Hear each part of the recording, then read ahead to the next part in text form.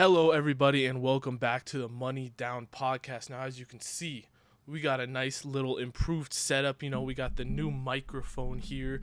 It's looking all bougie. The background's obviously tells you that you can tell I'm a pro. We got the new camera right here set up, and we're back. I know it's been a long time, but, I was waiting to kind of get this upgraded setup and really come back in full swing and get this content rolling. We're back the day before the college football playoffs start. So the rundown this podcast, we're going to talk about the college football playoffs real quick. Then I'm going to review every first round pick from this past NFL draft. And then to end it off, we can go ahead and talk about a little bit of the Jaguars head coaching and who I think they should choose. We're going to try and get the content rolling again. They'll probably get a mock draft out either later this week or beginning of next week and go ahead and get everything rolling again. But let's go ahead and jump right on into it. We're going to be first talking about Bama versus Cincinnati, the first playoff game. Well, actually, I don't know which one's first in timing-wise, but this first one we're going to talk about. The 1 versus 4 Bama coming in versus Cincy. Now, no one has any belief in Cincy right now. Everyone, they did a great job. And honestly, I don't think they're going to win the game. I think Cincy's a really good team, and they're going to give Bama a better fight than I think a lot of people are ready for. But, the one thing that scares me is we saw what Aiden Hutchinson did to that Ohio State offense. That Ohio State offense was rolling in. A guy like Aiden Hutchinson came in against Nicholas Petit-Frere, who was kind of around a first-round pick. He ended up kind of falling down in towards like the second round after that game. That's the Aiden Hutchinson effect. But the thing I'm even more scared about than that is Will Anderson versus whoever Cincy is putting out at tackle, because Will Anderson is better than Aiden Hutchinson. I'm going to say that straight up right here. Will Anderson is the best player in the country right now, the best defensive player. I don't know how he wasn't up there for all these defensive awards. I'm not even going to talk about Jordan Davis. If you know me, you know how I feel about Jordan Davis. I think that was the most egregious award we've ever given out. I think he's the least deserving butt kiss winner. I believe that's one of the best defensive players. Now, don't get me wrong, he's good, but I'll get into it in a later video. But I think he did not deserve that award. But Will Anderson definitely should have been in that category because he's a monster. He's a true sophomore this year, and I'm not ready to see what he does to Cincy. I think he could single-handedly shut down that entire Cincinnati passing attack. And they're going to have to rely on the run. Now, they have a good running back, Jerome Ford. He's actually an Alabama transfer. They're going to have to try and run the ball because they're not going to be able to sit back and pass with Will Anderson on the other side. So I think it's going to be a really low-scoring game. I think Cincy can actually battle with Bama's offense, though. They have two great corners, Ahmad Gardner and Kobe Bryant. Kobe Bryant's changed his number, actually, from 7 to 8 to honor the other Kobe Bryant for the playoffs. And, they're going to have some juice on that defense. Najee Sanders is going to try and get after the quarterback. Those two corners are going to be putting in their work, trying to shut down these Alabama receivers. And I think they will do a lot of work, but I think Bama comes out on top. It'll probably be some kind of score. Like, I honestly could see Cincy only putting up 7-10 points, maybe like a 28-10. I think Alabama could kind of push out late. Cincy's going to hold on for a while, but then Bama's going to make that final run when they're really the better team, and Nick Saban's going to get them ready. Next up, we have Michigan versus Georgia. Now, this is going to be like, if you remember the Patriots-Rams Super Bowl, I could see a game like it. It is going to be a defensive battle. There's not a lot of firepower on either one of these offenses. And the one thing you look at with Michigan, how their offense has gotten by, is their run game. They ran all over Ohio State. You will not run against Georgia. As much as I was saying about how Jordan Davis, how he didn't deserve that award, the one thing you can give Jordan Davis for is he's one of the best run stoppers probably the best run stopper in the country. One of the best run stopping noses we've seen in a while. Now, he's going to shut down that Michigan running game. They're going to have to try and hit the outside, which they might be able to do. But we're going to have to see a lot from Michigan. I don't think Michigan will move the ball against Georgia. I really don't think they'll be able to move the ball. It's going to be now, if you go to the other side, Georgia is going to have to run the ball because it's the same kind of thing I'm looking at for Cincy. They will not be able to block Aiden Hutchinson.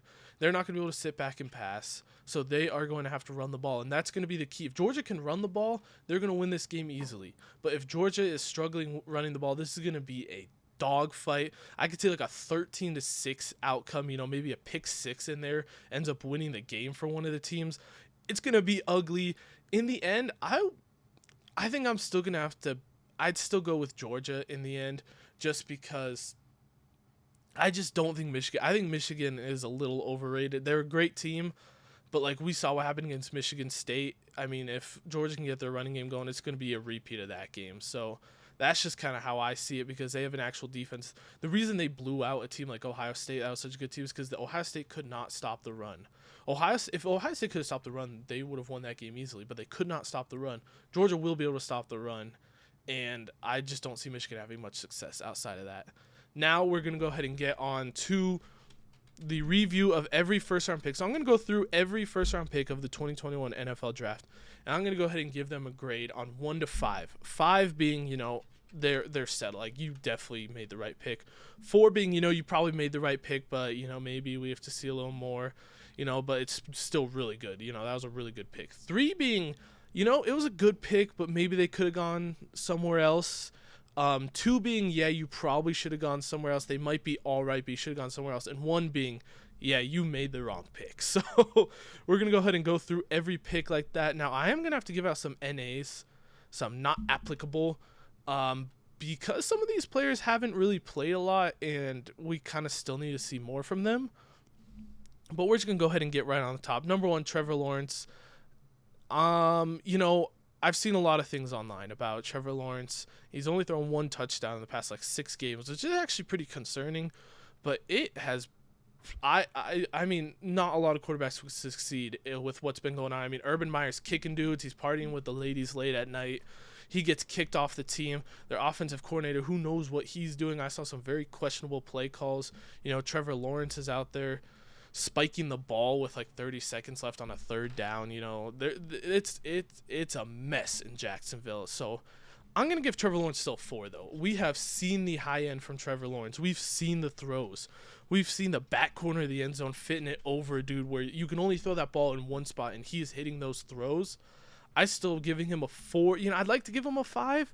I think he's going to be fine, but I'm going to give him a 4 just because it's not what we expected. I thought he would come out guns blazing, but his weapon, they have Laquan Treadwell as their number 1 receiver. If you remember him, then you know what I'm saying when I say Laquan Treadwell is their number 1 receiver. And they are featuring him heavy in the offense, which is always an issue. Moving on to the second pick, we have Zach Wilson to the New York Jets. I'm giving Zach Wilson another 4. He's had some up and downs. He's thrown a lot of picks. The thing that's concerning with me, that maybe I give him a 3.5, but it's the things I'm concerned is that we're seeing issues with him that we didn't see at BYU. The issues we saw at BYU were at BYU what we saw was he was accurate, he made insane plays, but the issue a lot of people has is that he was always playing out of structure.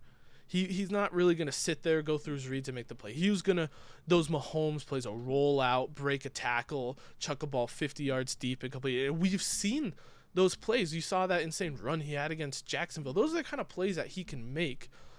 And one of the things, he was accurate in college. That's one of the things he was good at. He has a strong arm and he's accurate. He has not been accurate in his first year, and I don't know why that is.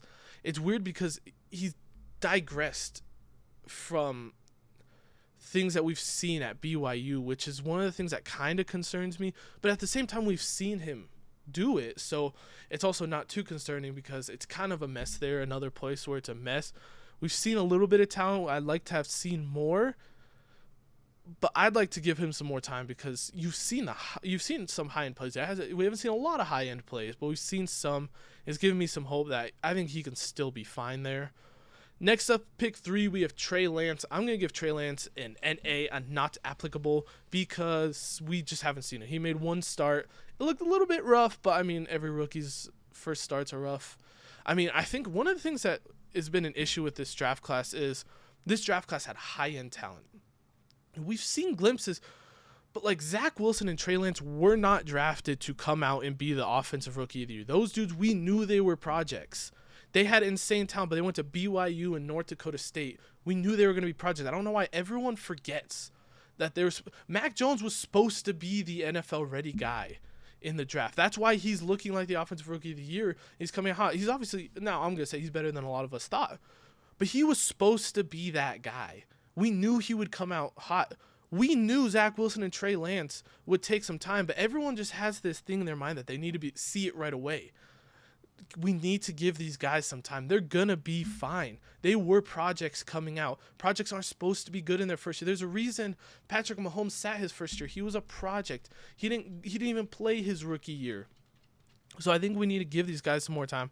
I loved Trey Lance coming out. I think he's going to be great. We might actually see him this week. Jimmy Garoppolo is dealing with an issue, and maybe Trey Lance leads them to a Super Bowl. You know, we thought there's going to be a rookie that led their team to the Super Bowl and Mack Jones. Maybe it's Trey Lance. Maybe Trey Lance comes out, you know, kind of like a Colin Kaepernick. I'm not going to get into that whole Colin Kaepernick because I'm not trying to start anything online. But he did, I don't think Colin Kaepernick, was he a rookie? He was either a rookie or second year when he led his team to the Super Bowl. He didn't have winning, but, you know, maybe Trey Lance is the next 49ers young quarterback that does something like that. Next pick for Kyle Pitts. I mean, you got to give Kyle Pitts a 5. I mean, Kyle Pitts is he's about to break 1,000 yards, and he's close to breaking the rookie receiving record for a tight end, and yet he's somehow having an underwhelming season. That's Kyle Pitts for you. He's an amazing player. I mean, he's gonna give a 5, and I'm just gonna move on because I think we all know he's an insane talent. He's not even gonna use that well. He's their only guy. If you start getting other receivers like Calvin Ridley back and some other weapons, he's just gonna do even more for you. Next up, 5, Jamar Chase. I'm giving Jamar Chase a 5. He's had his slumps, but like we've seen the deep threat ability that everyone fell in love with in the draft. The speed, the breaking tackle ability. I mean, that play against the Ravens where he breaks 4 tackles and goes for a 70-yard touchdown in the first time they played. I mean, that's what Jamar Chase is. He's the best after the ball. Behind Kadarius Toney with the ball in his hands. He's a deep threat. I mean, keep in mind, they have tons of weapons in Cincy, so he's bound to have quiet games just because of the weapons they have now. I'd like him to be a little more. He started off this season super hot and kind of cooled down, but I'm still giving him a 5. I'm not worried at all. The next pick, we have number 6, Jalen Waddle. Now, honestly, I don't know how Jalen Waddle's not an offensive rookie of the year contention right now. I mean, for my money right now, he's right up there with Mack Jones for offensive rookie of the year. I think he already has over 100 receptions.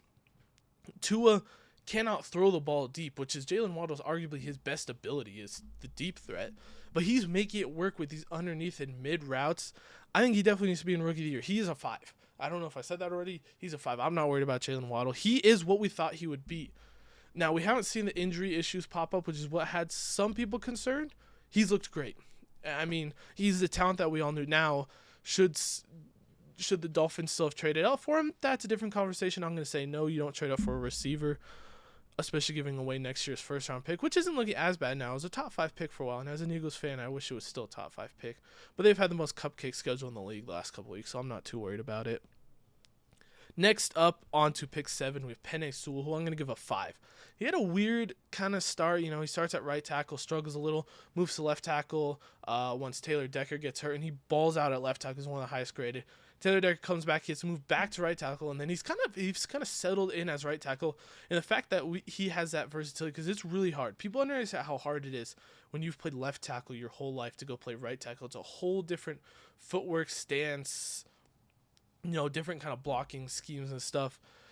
It's a lot different, and he is adjusted, and he has been balling out. One of the highest graded tackles for PFF the last few weeks, and he's a 5. I'm not worried about Penei Sewell at all. Now, the only thing that could give me a 4 is, you know, I'm saying there is someone later on that I still would probably have over Sewell, and I think only one person before the pre-draft saw this guy better than Sewell, but we'll get to that when we get to it. Number 8, we have J.C. Horn. J.C. Horn, I'm giving another NA, just like Trey Lance. He looked promising in the preseason. I think he only played, 1 or 2 games. I think he might have had a pick in his first game, maybe a second game. Maybe it was in the preseason. I don't really remember, but he's been hurt most of the year, so I'm not going to give him a grade yet. I think he'll be fine. I still think it was definitely the wrong pick, going for Sam Darnold and going for that. But I'm not going to get into who was the right pick and not, especially with a guy who hasn't played. So I'm just going to give him not applicable right now. Next up, pick 9, we have Patrick Surtain. I'm giving Patrick Surtain a 5. I think he's going to be an incredible player. And now, keep in mind, when I'm saying these 5s, I'm not saying position, like, would I do this pick again? No, I wouldn't. I would pick a quarterback if I was the Broncos again. But for what Pat Surtain is, yes, he's a 5. He's going to be a great quarterback. He's going to be a Pro Bowler. He'll probably be All-Pro one day. He was the most pro-ready, though. We knew this coming out. He was the most pro-ready corner we've seen in a while. He comes out, and he's balling. He's what we expected from him. He's a solid corner. Number 10, Devante Smith. As an Eagles fan, I was jumping between 4 and 5, but I'm going to give him a 5 just because we've seen, like, his catching ability. He catches, he does have drops, but he catches all these insane catches. We've seen him the last 2 weeks in Washington and New York. He's made some incredible sideline catches. I think he's still being underutilized with Jalen Hurts' inability to kind of throw the ball some.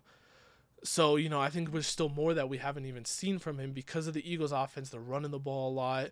He's kind of getting hidden, but, the talent's been there. If you watch all 22, he's getting open damn near every play. Like, he is what we thought he would be. He's a baller. And I think he fits in right where we thought he would be. Jamar Chase is an incredible athlete, number 1 receiver. Jalen Waddle, if he could have been an incredible athlete, he would be that next guy. He is an incredible athlete. He's not getting hurt. He is that next guy.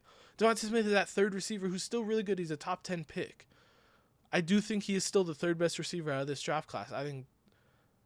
It's a battle between Waddle and Chase. I can maybe even see Waddle's the best receiver out of this draft class from what we've seen. But I digress. We're going to move on to the next pick and not get into that. Number 11, Justin Fields. The Bears trade up for him. I'm going to give Justin Fields a 4. Also, I still think he's going to be good. We've seen some flashes. I loved what I saw. I can't even remember what game that was. It was the Monday night game where he was wheeling and dealing. It wasn't the Packers. I can't remember who it was, but he was wheeling and dealing on one of those Monday night games. It was against the Steelers. That's what it was. He played against the Steelers, and he started showing up, and we saw that Justin Fields. Now, he still has the issues that we saw in college, He doesn't go through progressions. He stares down his receivers. But, we've seen the high-end talent, and I think he's going to be fine. He's in an awful offense. Just all these quarterbacks are in awful offenses, but I still think that was a steal at number 11. I'm giving him a 4 for that pick. Number 12, Micah Parsons. I don't know how much I have to say. Defensive Player of the Year, maybe. I think Garrett's gonna should win Defensive Player of the Year. He'll win Defensive Rookie of the Year. He's a 6. Can I give him a 6? Can I say he's gonna be a Hall of Famer? Is that too early? We all knew he was an incredible athlete at linebacker. No one knew he'd be this at D end though. They didn't play him at D end that much in Penn State, but they're playing him at D end, and he's even better than advertised. And we knew he was gonna be one of the most sure things in this draft class. Now pick 13, this is where we're going. Rashawn Slater, he's an incredible tackle, probably better than Penei Sewell. He's an incredible. He could. I don't think he was a Pro Bowler, but he could have been a Pro Bowler this year. He's been insane for the Chargers. He's come out, hit the ground running. Daniel Jeremiah was probably the only one who saw this coming. He's better than Penei Sewell. I will say that. Penei Sewell's great. Penei Sewell's gonna be a Pro Bowler. Rashawn Slater's better. He's just really good. And Daniel Jeremiah, I respect Daniel Jeremiah. He's one of my favorites in the scene, and he had Rashawn Slater over Penei Sewell the whole time, and everyone thought he was crazy. Hey, look who's laughing now. That's all I'm going to say. Elijah Vera Tucker at 14. I'm going to give him a 4. He's going to be good. We've seen a little issues with him. He's been kind of up and down, but he's going to be a great guard. There's no arguing that. I definitely would never trade up for a guard. I think they made an awful decision there, but he's going to be good. No arguing that. I'll still give him a 4. Then we went to Mack Jones at pick 15. I got to give the dude a 4 also. Maybe I guess I should give him I'll give him a 4.5 because I can't give him a 5 because he is what we thought he was. He's a good quarterback. He'll pass the ball. He's accurate. He'll make good reads. He doesn't have that height. He's not going to carry an offense, though. We've seen that the last couple weeks. He's a really good rookie quarterback. He's going to be a really good quarterback for years to come. But, he's not going to be... obviously he fell more than I think he should have. He probably would be a top 5 pick if we did again. But he doesn't have that talent. He's at the top of the rookie quarterbacks right now. I think Lawrence Wilson and Trey Lance and maybe even Justin Fields are going to pass him at some point just because of the talent they have. Now, Mack Jones was the most pro-ready. He comes from an Alabama offense. They ran a lot of pro-style kind of stuff. He was getting through progressions. He has a great mentality. That's why he's going to be a great quarterback. But he does have limitations. He's not going to carry an offense. If he has a good run game, he can wheel and deal and make it work. But he's not going to carry an offense and win a Super Bowl on his back. So that's why I give him a 4.5, not a 5. Sorry. Now moving on to pick 16. So if you look at those first 50 picks, this draft honestly was one of the best drafts in a long time. I think it's going to be one of the best we've seen for a long time. I mean, I gave out what 1-3 maybe? Did I even give out a 3? I think everyone in that draft, the first 15 picks they're looking great. I mean, the quarterbacks, it's hard to see. Quarterbacks are hard, but like this draft, the first 15 picks are one of the best 15 we'll see. I guarantee you, if a year from now I'm doing this video on the 2022 class, there's going to be some 3 or 2s in the top 15. I can guarantee you that. There is every single year. CJ Henderson, Derek Brown. Every year there's those guys that just aren't what we thought they would be in the top 10, top 15. This year, somehow there isn't looking like there is. And that's just how good of a draft class this was. Now, moving on to pick 16. Zaven Collins is where the draft gets a little shaky. I'm giving Zaven Collins a 2.5. He's a big body. He's a run stopper. He's kind of what we thought we'd be. He's has some issues now. Rookie linebacker is one of the harder rookie positions to come out and hit the ground running. Micah Parsons and Jeremiah Owusu-Koramoah have made it look really easily. It's not easy, but Zaven Collins, we've seen the ups, we've seen the downs. He hasn't played. He's been playing more lately. He started off not playing as much. We'll have to see, give him more time, but I'm going 2.5 for now. Alex Leatherwood, I don't know if I have to say much. He's one of the lowest graded guys in the league. He's played guard, he's played tackle. He looks bad at both. I'm giving him a 1. Now, my first 1. I mean, we knew it. We knew on draft day. I don't know what they were thinking. I love Mayock. You know, he did some great stuff before he became a GM. He did some great stuff. Now there's been arguments whether Gruden had the first round picks, Mayock had the late round picks. They've had some great late round picks, but their first round picks have been atrocious. It better have been Gruden picking, or else Mayock should not be at that job anymore, because this was yet another Raiders bust. They had the room to become that next team. They had the first round picks, and they spent them on Josh Jacobs, Clelin Ferrell, Jonathan Abram, Alex Leatherwood. Next pick, we're going on to pick 18. Jalen Phillips. I'm giving Jalen Phillips a 4. I think he's looked good. He's had a lot of pressures. He hasn't played as much. He kind of took a little while to get going. I think he's looking good, though. He's going to be a good pick for Miami. I don't know if he's the best DN in the class. It's hard to tell. There's still going to be some time. There's another guy coming up who I think has been looking really good, too.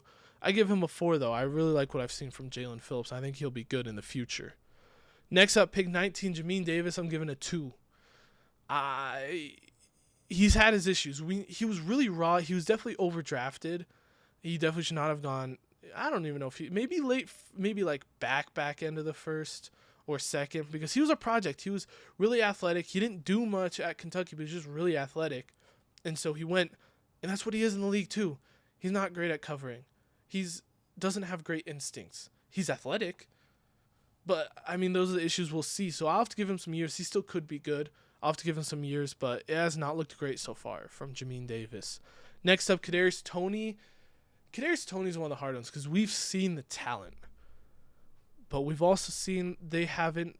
You need to scheme Toney the ball. That's the reason he went to 20. He probably still should have been a lower pick. You need to scheme him the ball. He's not going to just go run routes and get open. But when you get the ball in his hands, he is dangerous. That's why he's a first-round pick. That's why I still have hope for him. But I'll give him a 3. I think he can be good. They just need to find better ways to scheme him the ball. And we've seen I'd already say he's top 3, if not the best dude with the ball in his hands. I mean, he's dangerous when you have the ball, but you got to get him the ball. And New York has not been able to do that. Next up, Kwity Paye at 21. I'm going to Kwity Paye a 4. We've seen athleticism. He's looking good. I really like what I've seen from Kwity Paye. I had him as my number 2, actually, behind Jalen Phillips in the pre-draft. And he might be better than Jalen Phillips. That's the guy I was arguing about. He might be better. We don't know. I still want to see some more time, but he's looked good. I think he's going to be a really good player in the future. So that's why I'm giving him a 4. Next up, pick 22, Caleb Farley. I'm giving Caleb Farley an NA, just like J.C. Horn. Actually, you know what? I'm giving Caleb Farley a 2. Maybe a 1.5. And it's nothing that he's done on the field. We came in this draft. He had the back issues. We were scared with injuries. He's came in. He's already had injuries. He just keeps getting injured. This is not a great start for a player's career. That's why I'm giving him 1.5. you can't say it's a good pick if the dude doesn't play. They took a risk on Jeffrey Simmons. It worked out. He's one of the best D tackles in the league. They take a chance with Caleb Farley.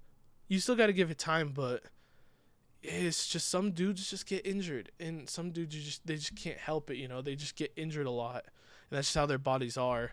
And Farley might be one of those dudes, and I'm sorry to admit it. He's such an insane talent. He was a top 10 pick probably before the back injury, and then it's just he keeps getting injured. And it's hard to see because he's such a great talent. I want to see him play. I think he can be good, but it's just some of these players. It sucks to see because I think he really could be good. Christian Darrisaw, I'm going to give a 3. He kind of struggled to find his way on the field with injuries at the beginning of the season. He started to play. He's been good in the run game. Shaky in the pass game, but I think he'll get better. They needed a tackle. I think he'll be a good tackle for Minnesota. And I'm going to give him a 3. He's right in there. Want to see more, but what I've seen is some up, some down, Next up, Nanja Harris at 24. I'm going to give Nanja Harris... A lot of people are going to hate me for this. If you just play fantasy, you give him a 4 or 5. You think he's been great. I'm giving Nanja Harris a 2. I'm worried. If running backs aren't fast, you don't succeed in the league. He is not fast. He looks slow. He just looks slow. I mean, he has an awful old line. I called it before the season. I didn't want to touch him in fantasy because he has an awful old line. And he did. I didn't expect him to get 17 receptions a game, but he's been better in the past game than I thought, but he just looks slow. He's broken some tackles, but they're just standstill break tackles. He's not forcing a lot of missed tackles, if that makes sense. He's just getting through tackles, and he'll be good. He'll be fine. But 24th overall worthy for running back. 25th, Travis Etienne. You have to give him an NA. One of the worst picks in the first round still. Just because you have James Robinson. Urban Meyer has something against James Robinson. He's gone. James Robinson looks good when he gets the ball. And Travis Etienne, I think, will be good. I mean, he has the speed. I still don't know why they picked him. He got hurt, so we didn't even get to see him. So I'm giving him an NA, but he's going to have to really show something to get a good grade once we look in the future. Greg Newsome, the second, I'm going to give a 4. He's looked great when he's played. He gets beat sometimes, but that's going to happen. You're a rookie. Rookie corners get beat. But he's shown tons of flashes, and I think he's one of the steals of the draft. And so for that, I'm giving Greg Newsome a 4. He's looked incredible his rookie season. Next up, Rashad Bateman at 27. I'll give a 3. He's getting kind of up and down. A team that not good. Lamar's not that great at passing the ball. We know this. He's a system quarterback. Go back and watch my old videos if you want to. You know how I feel about Lamar. He's a great quarterback, but you need a great system around him. And the system does not involve a lot of passing. It involves using him on the ground. And so it's been hard for Rashad Bateman. He's looked promising, though, lately. He's shown some flashes. So I'm going to give it a 3. He could be good. I just want to see him in a more passing offense, a quarterback that's actually going to get on the ball. And he gets on the field. He was hurt for a while at the beginning of the season, so it's hard. Peyton Turner, I'm giving an NA. We haven't really seen him a lot. He was a project player, another guy. We knew he wasn't going to play a lot. He needs to get better. So I'm going to give him an NA and just move on quickly. Eric Stokes, I'm giving a 3. He's better than I thought. Don't get me wrong. I thought I'd be giving this pick a 1 or a 2, but he has some of the worst ball skills in the NFL as a corner, but he's been sticky. He's been staying on guys. He's been more sticky than I thought with receivers, and he's been playing a lot better than I thought. I'll give him that. He's been pretty good, but he still has some of the worst ball skills. He should have like 15 picks, but he has awful ball skills. He needs to hit the jugs. Eric Stokes, you should hit the stugs. Hit the jugs. I can't even talk. Someone else I know should hit the jugs. You know who you are. Gregory Russo next at pick 30. I'm going to give Gregory Russo a 3. He's also better than I thought. If you watch my D-line breakdown before the draft, I thought he should have been a D-tackle. I didn't think he'd succeed. He started off actually doing really well. He started off hot, kind of slowed down a little bit. He's been very up and down, so I'm going to give him a 3. We need to see more. But he's better than what I thought. I will give him that. I thought this was a bad pick at first, and it's looking better than I thought. I still think Buffalo could have gone in a different direction, but it's not bad. Next up, we have Odafe Oweh, also previously known as Jason Oweh, now Odafe Oweh for the Ravens. I'm going to give this pick a 4. I've really liked what I've seen. He's athletic. I mean, he already has like triple the amount of sacks in the NFL as he did in college his senior year. He's been really good. He's been balling out. Baltimore has a thing for edge rushers. They produce edge rushing talent like no other team. And he's just going to be that next one, that next great edge rusher that they produce, and he's been balling. I really liked what I've seen from Odafe Oweh, and I think he's going to be really good in the future. He could be the best DN of this class. We saw the talent in in college. We saw the athleticism. We saw the talent. We wondered, can he produce in the NFL? Can it translate? I think the answer is yes. I think I've seen the answer will be yes, and he's just going to get better. He's just going to get better every year. Next up, we have Trion Shayinka. Now, he's an interesting one. He balled out in the preseason. We thought he was going to be that dude of this class, the steal of the class. Then he comes in, he just hasn't played much. He hasn't really carved out a role. When he does get in, he hasn't done much. So I still have high hopes for him. I think he'll do more in the future. But for now, I'll give him a 3 for now. I think he will be good. He's shown the flashes. He needs to get more moves for sure. He's a one-trick pony, and that doesn't work in the NFL. They'll study you. They'll take your one trick away. So he'll have to develop more moves, but I still think he'll be good. I still have high hopes for Trion, so I'm giving him a 3. And that closed out the first round. That was a good round. I might go ahead and do something on the next rounds, get some more mock drafts. We're going to go ahead and end the podcast off here with talk about the Jaguars head coaching. There's been a lot of talk about this. They've been interviewing people. Now, the first 2 people that they've interviewed, Byron Leftwich was the first one. My thoughts on Byron Leftwich are, I think the Bruce Arians scheme that he would bring, the air raid scheme, would work perfect with Trevor Lawrence. I think he would be incredible in that scheme. That's a great scheme for him. I don't think Byron Leftwich is that dude. He's been under Arians. He's been under Tom Brady. Is he that guy? I don't know if he's that guy. I think the hype's kind of coming out of nowhere. We've seen some awful games from this Tampa offense when they don't have 2 Pro Bowl receivers and the best quarterback of all time. We've seen the ups and downs. I don't know if he's especially a first-year guy. I don't know if he's the guy to pair with Trevor Lawrence. My favorite candidate is the guy they interviewed, and that's Doug Peterson. I think Doug Peterson has won a Super Bowl. As much as you want to say about him, he's won a Super Bowl. He's grown Carson Wentz into a talent. He made Carson Wentz almost an MVP. Now, you can say a lot of it was Frank Reich.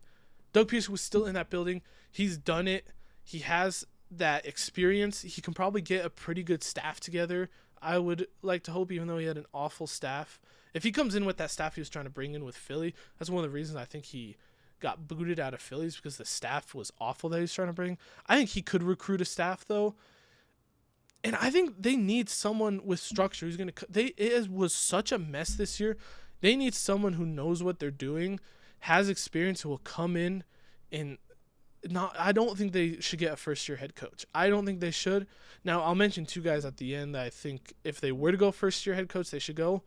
But they should not go first-year head coach, and they definitely should not go into the college ranks. I know they've been talking with some college ranks. Don't. You saw how that turned out. Don't do that. Doug Pearson would be my favorite, though. I think he would be great for what they have. My next candidate I thought is Jim Caldwell would be just a great guy. There's been some rumors about him. I think he'd be a great guy to come in and fix this mess, like what I've been saying. He's been there. He's done that. He knows the ins and outs. He would have to bring in a good staff, I think, but if he can get a good staff, a good OC and DC, especially a good OC to help kind of mentor Trevor Lawrence, I don't see why Caldwell would be out of the conversation. I think he would probably be my second guy. Like I said, I think they need a coach who's done it. They need a coach with experience, and Caldwell has tons of experience. He's been around the league. He'll set you up, and if he brings in a good staff, I think one of the things that people don't think about when they talk about coaches and who they should hire, one thing a lot of teams think about that just people in general don't, the general public, is who you bring in matters a lot. Who's going to be your OC? Who's going to be your DC? Who's going to be your quarterback's coach? Those things matter to coaches. Like, who will you bring with you?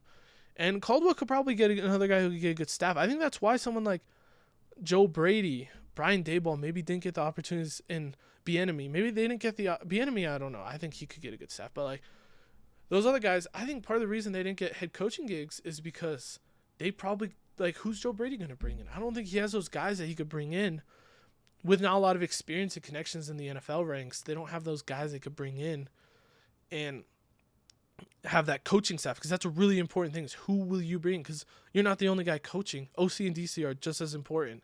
So that's why I got Caldwell. I think he could put together a pretty good staff with all of his connections that he has. Now, the last guys, if they do want to go first-year head coach and kind of bring up a guy with Trevor Lawrence, we've seen it work out before. As much as you want to say Doug Pearson and Carson Wentz did it. They came in the same year, first-year guys. They won a Super Bowl. Now, were either of them that important? Who knows? I don't want to get into that.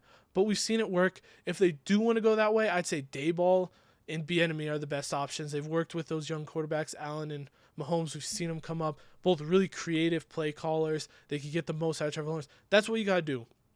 The Jaguars need to get the most out of Trevor Lawrence. You have a generational talent at quarterback. Don't let us see what we saw this year. We need to see that Trevor Lawrence. The NFL will be blessed when Trevor Lawrence comes in, because he is still in the state talent. I still think he will be a Hall of Famer one day. Well, he has all the talent. Get him a coach that can help him, and then they'll be all good. Now that right there is going to be the end of the podcast. Hopefully you guys enjoyed. Let me know if you guys want to hear anything else, what you guys thought about my grades for first round picks. Anyone you thought was better or worse than I said. And I'll probably have a video previewing the national championship next week after we see what happens in these college football playoff games. Thank you guys so much for listening and watching. Leave a like and subscribe if you're watching on YouTube. And if you're just on the podcast, go and check out my YouTube channel. I do a lot more stuff there, different mock drafts and videos. I haven't gotten a lot going yet. We'll get those videos going soon, though. Hope you guys enjoy, and I'll see you guys next time.